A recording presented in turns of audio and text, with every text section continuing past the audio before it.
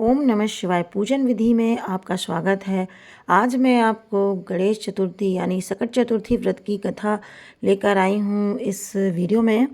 तो सबसे पहले तो मैं आपको बता दूं कि इस बार 2025 को जो सकट चतुर्थी का व्रत रखना है वो 17 जनवरी दिन शुक्रवार को ही रखना है, क्योंकि 17 जनवरी को सुबह 4:11 से हमारी चतुर्थी स्टार्ट हो जानी है। चतुर्थी का व्रत स्टार्ट हो जाएगा और शनिवार को 18 तारीख को 5:18 तक ये शुभ मुहूर्त है। तो इसमें हमको पूरी जो है चतुर्थी का व्रत मिल रहा है, संपूर्ण तिथि मिल रही है।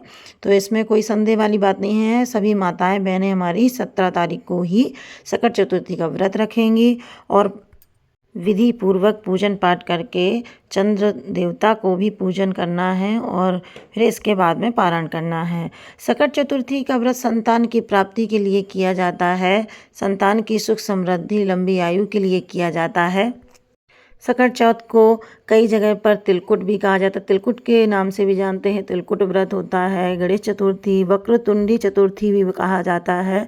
तो भगवान गणेश जी को ये समर्पित है ये व्रत। तो माताएं बहनें, बहुत सी माताएं बहनें निर्जला व्रत भी करती हैं और बहुत सी माताएं बहनें किसी दिक्कत के कारण फरार भी कर लेती हैं, तो उसमें कोई समस्या वाली बात नहीं है।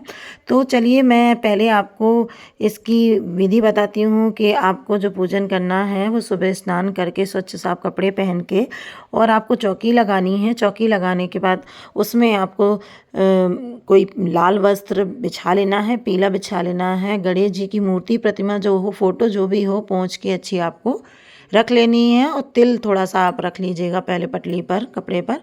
फिर मूर्ति समर्पित कर दीजिएगा। फूल, चंदन, चावल, अच्छा जो भी है, आप जैसे सारी पूजाएं करते हैं वैसे ही पूजा करनी है। विशेष रूप से आपको इस दिन तिलकुट चौथ कहा जाता है, तो तिल के लड्डू आपको अवश्य बना लेने हैं और वो आपको भोग में लगाने हैं। मोदक भी भोग में लगा सकते हैं। तो सकट चौथ पर सकट माता की कहानी सुनी जाती है। इसके अलावा भगवान गणेश जी की भी कहानी सुनी जाती है और भी अन्य कथाएं हैं, लेकिन यहाँ मैं आपको एक कहानी सुनाने जा रही हूँ सकट चौथ की। यह कहानी एक बुढ़िया और श्री गणेश भगवान जी की है। तो कहानी शुरू करने से पहले बोलिए ओम नमः शिवाय। एक बुढ़िया थी, वह बहुत गरीब थी और अंधी थी। उसे कुछ दिखाई नहीं देता था। उसके एक बेटा और एक बहू थी। वह बुढ़िया सदैव गणेश जी की पूजा किया करती थी। एक दिन गणेश जी उससे प्रसन्न हो गए और उसके सामने प्रकट हो गए। वे उस बुढ़िया से बोले, बुढ़िया माँ, मैं तुम्हारी भक्ति से बहुत प्रसन्न हूँ। तू जो चाहे सो मांग ले। बुढ़िया बोली, मुझसे तो मांगना नहीं आता, मैं आपसे क्या मांगूं? मैं तो निस्वार्थ भाव से आपकी पूजा और भक्ति करती हूँ। तो गणेश जी कहते हैं, ठीक है, कोई बात नहीं, तुम नहीं सोच पा रही हो तो तुम अपने पुत्र से पूछ के मुझे बता दो कि उसको क्या चाहिए। तो बुढ़िया जाती है, अपने पुत्र से पूछती है कि बेटा तू बता, गणेश जी बोल रहे हैं भगवान जी कि अपने पुत्र से पूछकर मुझे बता दो, तो तू बता कि मैं भगवान गणेश जी से क्या मांग लूँ। पुत्र ने कहा कि तू धन मांग ले। बहू से पूछा तो बहू ने कहा कि नाती मांग ले। तब बुढ़िया ने सोचा कि ये तो अपने अपने मतलब की ही बात कर रहे हैं, बहुत स्वार्थी हैं ये लोग। तो बुढ़िया ने पड़ोसनी से पूछा, एक पड़ोसन थी उसकी, उससे उसकी बहुत बनती थी बुढ़िया से। तो उसने उससे पूछा कि ऐसी ऐसी बात है और बताओ, मेरा पुत्र तो कह रहा है कि धन मांग ले लालच के कारण, और बहू कह रही है कि नाती मांग ले। तो पड़ोसन से पूछती है वो बुढ़िया, तो वो बुढ़िया से बोलती है उसकी पड़ोसन, तू तो अब बूढ़ी हो रही है, तुझे अब कितने दिन इस ज़िंदगी को काटना है, तो इससे अच्छा है कि तू ऐसा कर के अपनी आँखों की रोशनी मांग ले, क्योंकि जितने दिन तुझे जीना है तो कम से कम आराम से अपनी ज़िंदगी काटे। क्या करेगी तू पैसों का?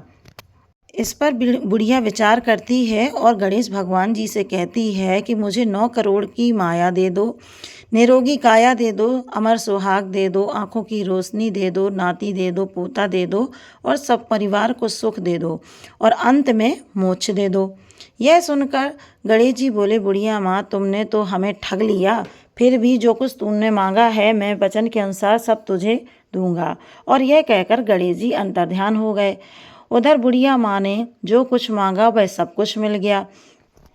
तो जैसे गणेश जी भगवान ने बुढ़िया माँ की सारी मनोकामनाएं पूर्ण की, इसी प्रकार से गणेश जी भगवान आप सभी की मनोकामनाएं पूर्ण करें। तो दोस्तों, कैसी लगी मेरी ये कहानी? यदि अच्छी लगी हो तो लाइक करें, सब्सक्राइब करें। यदि मेरे चैनल पर पहली बार आए हों तो सब्सक्राइब करें। कमेंट बॉक्स पर ओम नमः शिवाय अवश्य लिख दें। और फिर मिलते हैं नए वीडियो में नई जानकारी, नई कहानी के साथ। नमः शिवाय। जय श्री कृष्णा। राधे राधे।